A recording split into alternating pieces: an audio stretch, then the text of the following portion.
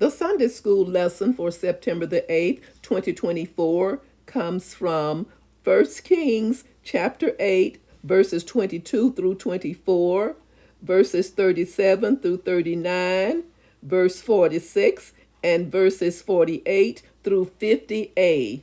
Solomon dedicates the temple. Welcome, viewers and subscribers, to my channel, The Backstory and More.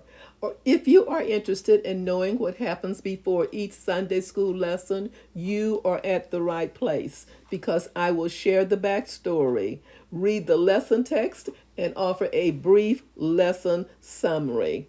If you have not already done so, please subscribe to the channel and help this channel grow one viewer and one subscriber at a time.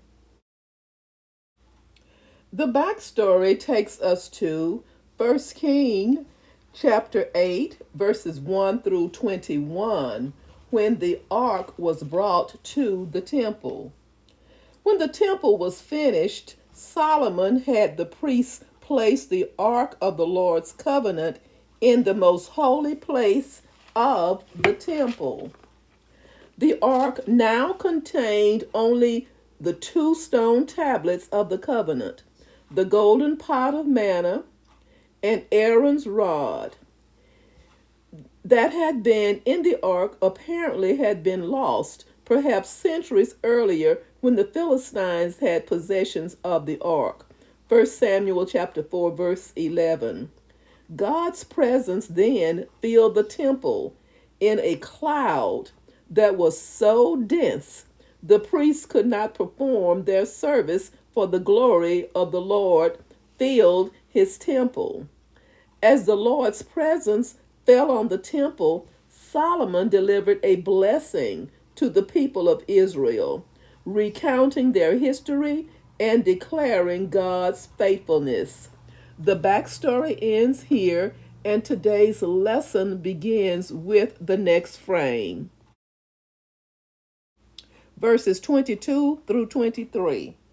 Then Solomon stood before the altar of the Lord in front of the whole assembly of Israel, spread out his hands toward heaven, and said,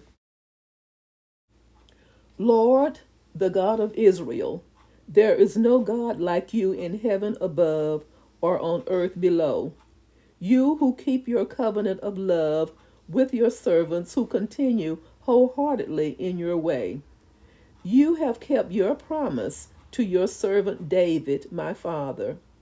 With your mouth you have promised, and with your hand you have fulfilled it, as it is today. Verses 37 through 39. When famine or plague comes to the land, or blight or mildew, locusts or grasshoppers, or when an enemy besieges them in any of their cities, whatever disaster or disease may come, and when a prayer or plea is made by anyone among your people Israel, being aware of the afflictions of their own hearts, and spreading out their hands toward this temple, then hear from heaven, your dwelling place. Forgive and act. Deal with everyone according to all they do, since you know their hearts, for you alone know every human heart. Verse 46.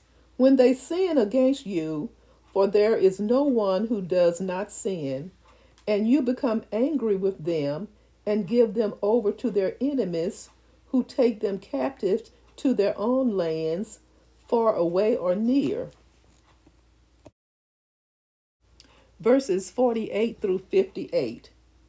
And if they turn back to you with all their heart and soul in the land of their enemies, who took them captive, and pray to you toward the land you gave their ancestors, toward the city you have chosen, and the temple I have built for your name, then from heaven, your dwelling place, hear their prayer and their plea, and uphold their cause, and forgive your people who have sinned against you.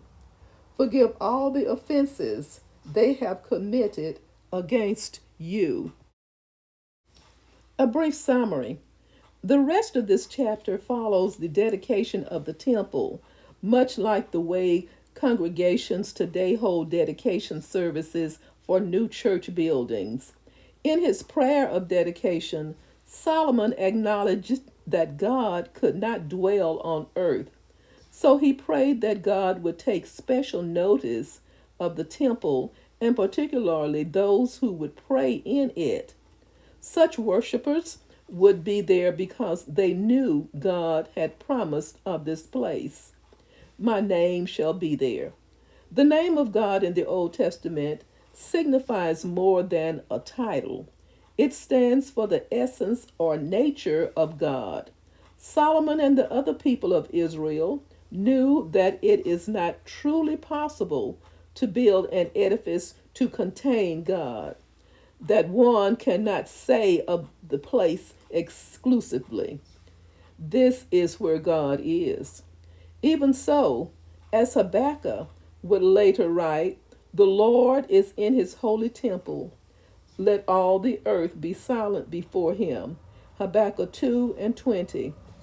God was present in the temple in a special way, even though he was not unmindful of any part of the land.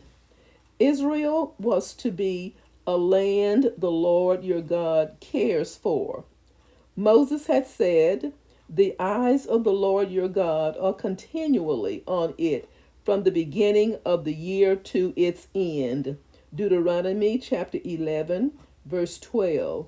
Still, God would respond to Solomon's prayer by saying of the temple, "My eyes and my heart will always be there."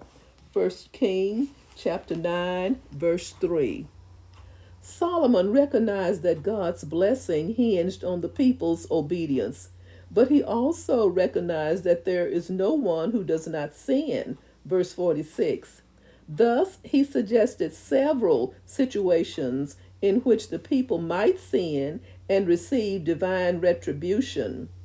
He then prayed that, in each case, if the people would repent and pray either in or toward the temple, they would be forgiven and the retribution ended. He even prayed for the foreigner who does not belong to your people Israel, but who heard of the Lord and prayed toward the temple, that God would hear and answer that person's prayer as well. Verses 41 through 43. After his prayer, Solomon rose and blessed the people. In doing so, he stressed the importance of obedience to the Lord's commands, decrees, and laws. Obedience would ensure his continued presence, and his presence would turn them toward obedience.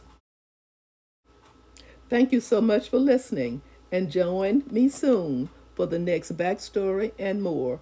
Stay safe, and may God bless.